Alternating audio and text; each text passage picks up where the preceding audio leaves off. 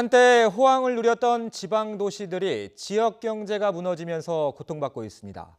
지역 경제 대부분이 대기업 의존도가 높아 한두 기업의 성세가 지역 경제를 좌지우지하는 악순환이 이어지고 있는 건데요.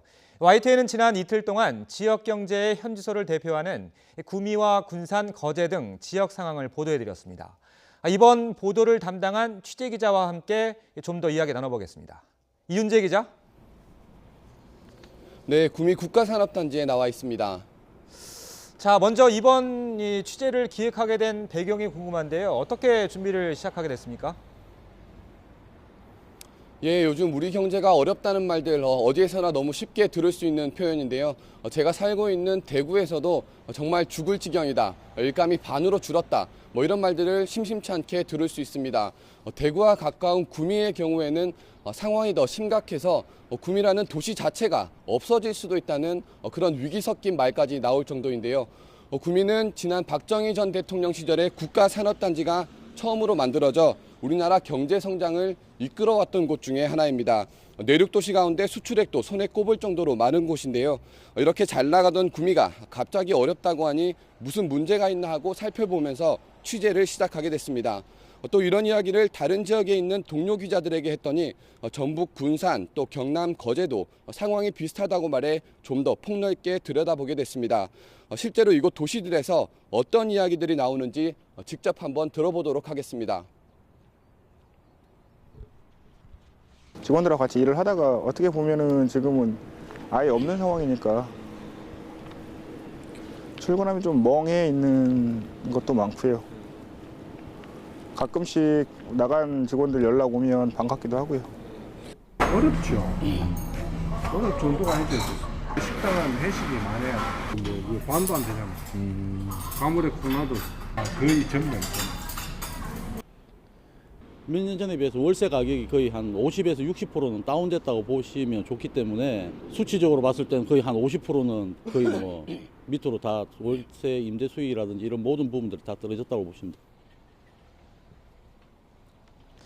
자, 이 현장 목소리는 진짜 심각한 상황인 것 같은데요. 자, 이 기자가 실제 구미 지역 둘러봤을 텐데 어떤 상황입니까? 네, 당장 제 오른쪽만 봐도 쉽게 알 수 있습니다. 이렇게 오른쪽을 보시면 공장 임대, 공장 경매, 이런 현수막들이 굉장히 많이 붙어 있는 것을 알 수 있는데요. 공단 지역에서 이런 현수막이 붙은 게 뭐가 낯선 풍경이냐, 이렇게 생각하실 수도 있을 텐데 이 현수막들 자세히 보면 하나도 때묻지 않은 새 것들입니다. 다시 말하면 붙인 지 얼마 되지 않았다는 뜻인데요. 그만큼 구미 경제가 최근 들어서 더 심각해졌다는 것을 알 수 있습니다. 이곳 공단 지역을 1분 정도만 둘러봐도 이런 현수막을 수십 개 정도는 충분히 볼 수 있을 정도입니다. 제가 어제도 이곳 구미를 찾아왔었는데 구내 식당을 운영하는 사장님의 말을 한번 들어봤습니다. 하루 식사 인원이 많을 때는 300명이 넘을 때도 있었는데 지금은 150명, 160명 정도로 줄었다고 합니다. 이곳 구미 같은 경우에는 삼성전자와 LG 디스플레이가 지역 경제의 중심축이라고 할 수 있습니다. 그런데 삼성전자는 휴대전화 제조 라인 상당수를 베트남으로 옮겼고 LG 디스플레이도 설비 대부분을 파주로 이동시킨 것으로 알려지고 있습니다. 대기업 일감이 줄어드니 공장에 부품을 납품하던 협력업체들은 시쳇말로 말라 죽을 위기에 놓인 겁니다. 통계로도 알 수 있는데요. 구미공단의 전체 가동률은 68% 수준인데 50인 미만 사업장은 38%대에 머무르고 있습니다. 그리고 이 현대조선 사태에 이어 GM 공장까지 문을 닫은 곳이 군산인데 군산 상황은 어떻습니까? 네, 말씀하신 것처럼 군산은 이것보다 상황이 더 심각합니다. 지난해 현대중공업 군산조선소가 문을 닫으면서 협력업체 80곳 가운데 4분의 3 정도인 60곳 정도가 문을 닫았습니다. 엎친 데 덮친 격으로 올해는 GM 군산공장까지 문을 닫았습니다. 두 대기업이 문을 닫으면서 1년 사이 취업자 수는 8,000명 가까이 줄어들었고 실업률은 4.1%로 배 넘게 올랐습니다. 덩달아 골목 상권이 무너지고 땅값마저 떨어졌습니다. 올해 전국 평균 땅값이 3.3% 오른 사이 군산은 1% 넘게 떨어져 땅값 하락률 2위를 기록했습니다. 자, 이 기자, 이 조선 수주가 회복 기미를 보인다는 소식이 계속 들리긴 했는데 그럼 거제는 사정이 좀 나아지고 있는 건가요?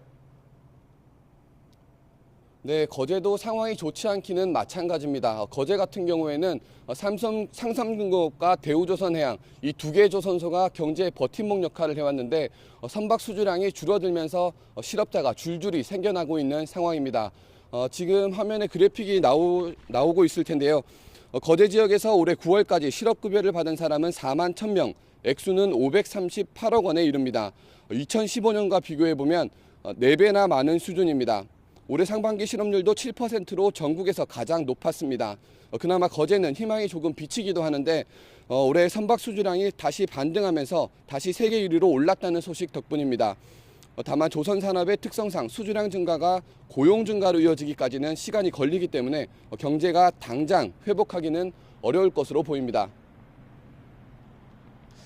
자, 그러면 이렇게 어려움에 빠진 이유는 어디서 찾을 수 있을까요? 물론 지역마다 다른 특수한 사항도 있겠지만 공통적인 문제점도 있을 것 같아요.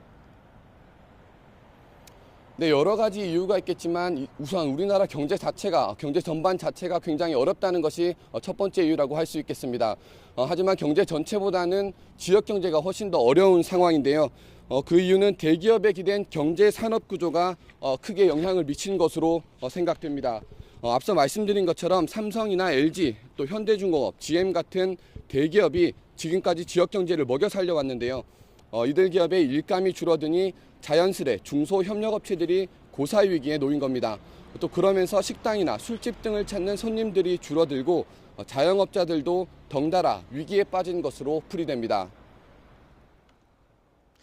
자, 그럼 이 기자는 잠시 후에 다시 연결을 하겠고요. 전문가 한 분 연결해서 어떤 해결책이 있는지 들어보도록 하겠습니다.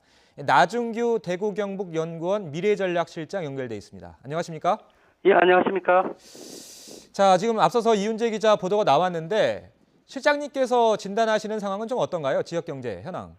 예, 우선은 우리나라 경제 성장을 이끌어온 대표 산업도시 군산이나 거제, 특히 구미, 포항 등 많은 어려움이 있는데 특히 저희가 보는 것이 이러한 지역 경제 어려움이 당장에는 일자리 감소와 더불어서 지역 산업 구조 전반에 영향을 미치면서 장기화될 우려가 높다는 것이 더욱 큰 문제라 할 수 있습니다.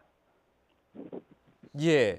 자, 저희가 뭐 갑자기 연결을 드리긴 했는데 실장님께서 생각하시는 해결책 어떤 게 좀 떠오를 수 있을까요?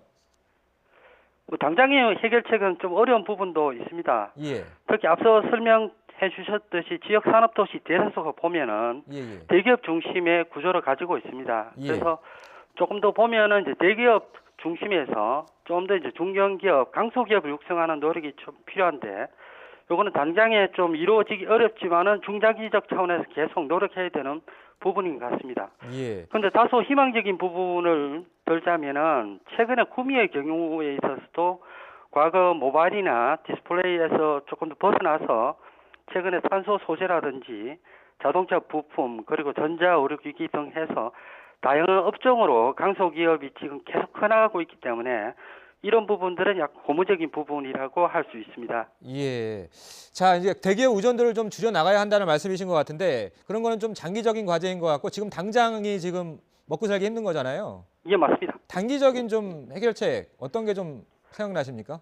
당장은 지금 정부에서 특정 산업 위기가 직면하면은 이제 지역 경제 전반에 예. 지원을 해주는 산업 위기 대응 특별 지역 제도가 있습니다. 예. 그래서 구미 같은 경우도 이런 산업 위기 대응 특별 지역 지정이 좀 필요하고요. 예. 그리고 지금 현재 좀 많은 어려움을 겪고 있는 그 중소기업에 대해서 특히 폐업이라든지 업종 전환 이런 부분에 있어서도 또 지속적인 지원이 좀 필요할 것으로 보고 있습니다. 예. 자, 실장님. 이 예. 지역 경제 살리는 방안이라는 게 결국엔 정부의 역할도 있고 지자체의 역할이라는 게 있잖아요. 예, 맞습니다. 일단 지역에 계신 입장에서 중앙정부에 요청할 것이 있다면 가장 시급하게 어떤 게 좀 대책이 필요할까요? 예.